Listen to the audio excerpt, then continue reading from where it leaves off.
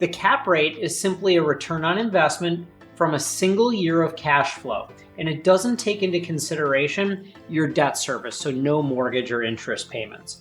Now, once you know what the cap rate is, you can compare opportunities side by side and determine which one gives you the best return. You do it by following this calculation. Take the net operating income, also known as your NOI, and divide that by the purchase price of the property.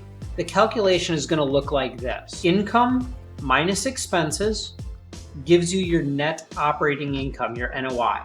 You're then going to divide that by your purchase price, and that's going to give you your cap rate. So let me give you an example here. Let's assume that you have a $20,000 a year income.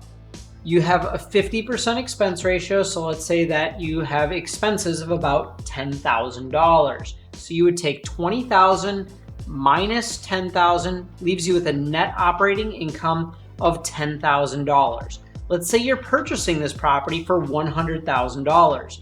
You would then take that $10,000 NOI and you would divide it by a $100,000 purchase price, giving you a 10% cap rate, meaning you get a 10% return on your investment in your first year from cash flow, not taking into consideration any mortgage or debt service. This will tell you what investments are potentially attractive at a very high level.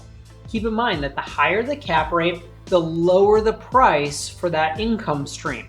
Now, sometimes lower price could mean higher risk, and at the same time, higher price could mean lower risk. Not always, so just make sure you investigate that.